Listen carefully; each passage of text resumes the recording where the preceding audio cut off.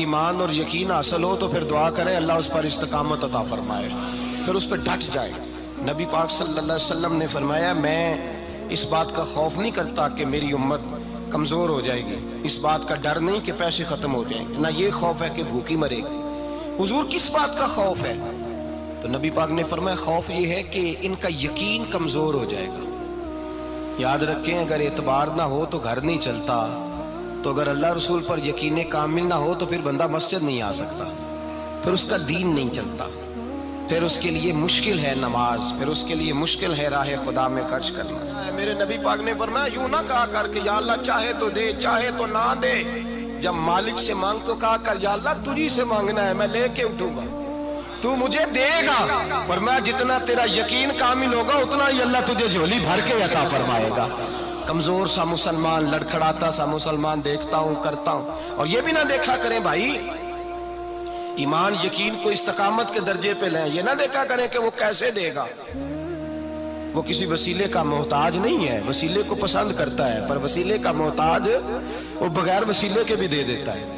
ہر آدمی ماں باپ کے ذریعے پیدا ہوتا ہے، اگر پیدا کرنا چاہے تو جناب عیسیٰ کو بغیر باپ کے پیدا کر دیتا ہے، اگر پیدا کرنا چاہے تو حضرت آدم کو بغیر ماں اور باپ کے پیدا کر دیتا ہے۔ جب یقین رکھیں، یقین قرآن مجید پڑھیے، حضرت موسیٰ علیہ السلام فرعون کے دربار میں کھڑے ہیں، چاروں جانب دشمن ہی دشمن ہے، جادوگر آ گئے، انہوں نے سانپ چھوڑے، حضرت موسیٰ کے ہاتھ میں ڈنڈا تھا، حضرت موسیٰ کہتے ہیں یا اللہ کیا کروں؟ تو اللہ تعالیٰ نے فرمایا اپنا عصا پھینک دو۔ کہنا چاہیے تھا نا کہ یا اللہ ایک ہی تو شے ہے، اتنے سانپ ہے، بچانے کے لیے ڈنڈا ہے وہ پھینک دوں؟ ڈنڈا پھینکا جاتا ہے، سانپ کو دیکھ کر کے قابو کیا جاتا ہے۔ یہ میرا اور آپ کا ذوق ہے نا، لیکن انبیاء کرام کا انداز ملاحظہ کیجئے میرے عزیزو۔ اللہ فرماتے ہیں ڈنڈا، اے موسیٰ ڈال دے اپنا عصا، پہلے نہیں فرمایا کہ سانپ بن جائے گا، فرمایا بس تو ڈال دے۔ میں اور آپ ہوتے ہیں تو سام سامنے ہے، ڈنڈا ہاتھ میں ہے، ہم کہیں گے عجیب بات ہے، یہی تو دفاع کی چیز ہے، اسی کو ڈال دوں تو بچوں گا کیسے؟ کہا ڈال دو، تو حضرت موسیٰ نے ڈال دیا، کہا میرے رب کا حکم ہے تو میرے لیے بہتر ہی ہوگا۔ اللہ فرماتے ہیں جب موسیٰ نے ڈالا تو میں نے اس ڈنڈے کو، اس عصا کو اژدہا بنا دیا۔ اب کبھی عصا بھی اژدہا بنے، کبھی چھڑی بھی بہت بڑا اژدہا بنی ہے، لیکن قرآن کہتا ہے جناب موسیٰ نے ڈالا تو اللہ نے اژدہا، بلکہ اس سے پیچھے چلیے، عورتیں کمزور یقین کی ہوتی ہیں نا، جناب موسیٰ پیدا ہوئے تو اللہ فرماتے ہیں میں نے موسیٰ کی ماں کے دل میں بات ڈالی، ماں کے دل میں، صندوق میں ڈال کے تو اس کو دریا میں بہا دے۔ اور بھائی صندوق میں کہہ سکتے ہیں نا آکسیجن کیسے جائے گی، اور دریا میں بچے بچنے کے لیے ڈالے جاتے ہیں کہ ڈوبنے کے لیے ڈالے جاتے ہیں؟ ماں کے دل میں یقین کمزور نہیں تھا ماں کا۔ انبیاء کے ماں باپ موحد ہوتے ہیں، دین کو ماننے والے، ماں کے دل میں اللہ نے بات، اللہ قرآن میں کہتے میں نے وحی کی، میں نے القاء کیا، میں نے بات ڈالی۔ حضرت موسیٰ کی ماں کہتی ہے میں نے ڈال کے نا سمندر میں بیٹا، میں نے سمندر میں بیٹا ڈال کے صندوق میں بند کر کے رب کے حوالے کیا۔ آپ فرماتے ہیں میرے مالک کا بھروسہ کیا تو پھر میرے مالک کا کام دیکھو، کمال دیکھو، میں نے دریا میں ڈالا، اللہ نے فرعون کے گھر میں میرے بیٹے کی پرورش کرا دی۔ یہ یقین کہ حضرت موسیٰ کے پاس قوم آئی، قرآن پڑھیے، کہا جناب پانی چاہیے، وَإِذِ اسْتَسْقَىٰ مُوسَىٰ لِقَوْمِهِ، موسیٰ نے اپنی قوم کے لیے پانی مانگا، ہم نے کہا فَانْفَجَرَتْ مِنْهُ اثْنَتَا عَشَرَةَ عَيْنًا، اپنا ڈنڈا پتھر پہ مارو۔ عقل والا آدمی ہوتا تو اڑ جاتا، کہتا یا اللہ پتھروں سے بھی کبھی پانی نکلا ہے؟ اضرب بعصاک الحجر، مارو پتھر پہ ڈنڈا۔ اللہ کے نبی نے منٹ نہیں لگایا، ٹھا کر کے ڈنڈا لگایا، فَانْفَجَرَتْ مِنْهُ اثْنَتَا عَشَرَةَ عَيْنًا۔ اللہ فرماتے ہیں جناب موسیٰ نے ایک عصا مارا، میں نے 12 چشمے جاری کر دیے۔ تو لے تو اللہ کرتا ہے، اللہ کہتا ہے پڑھ نماز روزی دوں گا، کہتا ہے سوچتا ہوں۔ اللہ فرماتا ہے آجا مسجد میں تیرا ہو جاؤں گا، کہتا ہے دیکھتا ہوں۔ رب فرماتا ہے تو میرے محبوب کی غلامی کر، میں تجھے محبوب بنا لوں گا۔ تو کہتا ہے تھوڑا بڑا ہو کے داڑھی رکھنی نہیں، ابھی سیانا ہو کے، میں ذرا سرٹیفکیٹ لے لوں اسرائیل سے کہ کتنے سالوں کے بعد آئیں گے، پھر شروع کروں گا۔ پروگرام بنا رہا ہے، ابھی تو ارادے میں ہے۔ اللہ کے پیغمبر کا ڈنڈا، اور اس سے زیادہ آگے بات ہو گئی، پیچھے فوج لگی ہوئی ہے فرعون کی، مجمع ہے، ہزاروں لاکھوں کا لشکر لے کے، تلواریں نیزے، فرعون پیچھے، آگے دریا آ گیا۔ حضرت موسیٰ علیہ السلام کھڑے ہیں، اب کدھر جائیں؟ اللہ پاک نے فرمایا مارو ڈنڈا۔ کہاں؟ پانی پہ ڈنڈا مارو۔ اب حضرت موسیٰ علیہ السلام پانی پہ ڈنڈا مارے تو پانی ابھرے گا، اس سے زیادہ کیا ہوگا؟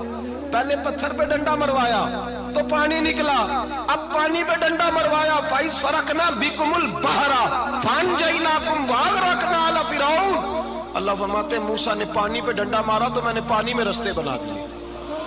ایک جگہ ڈنڈا مارا تو پانی نکل آیا، دوسری جگہ عصا مارا تو پانی خشک ہو گیا، 12 چشمے بن گئے، 12 رستے بن گئے دریا میں سے۔ حضرت موسیٰ علیہ السلام گزر گئے اور اللہ فرماتے ہیں فرعون بھی آیا تو اسے میں نے غرق کر دیا، اور وہ کھڑا دیکھتا ہی رہ گیا کہ بنا کیا ہے۔ جب یقین کامل نصیب ہوتا ہے، اعتماد کی دولت اللہ دیتا ہے، جب انسان کو یہ انشراح صدر ہو جاتا ہے کہ میری نجات خدا کے حکم میں ہے اور رسول اللہ کے قدموں میں ہے، جب اسے یہ انشراح حاصل ہوتا ہے تو پھر نماز کا لطف آتا ہے۔ غور کیجئے کیا جملہ کہہ دیا میں نے، پھر اسے نماز کا پھر اسے نماز بوجھ نہیں بلکہ نماز نہ پڑھے تو اس پر بوجھ ہوتا ہے، پھر قرآن مجید اس کی روح کا ساتھی ہو جاتا ہے، پھر عبادات، تقوی، پرہیزگاری، پھر وہ ایک سنت کے چھوٹنے پر پریشان رہتا ہے جب یقین کی دولت نصیب ہوتی ہے۔ قرآن مجید فرقان حمید نے کہا ایمان لاؤ تو پھر ایمان پہ ڈٹ جاؤ، مسلمان بنو تو پھر اسلام پر۔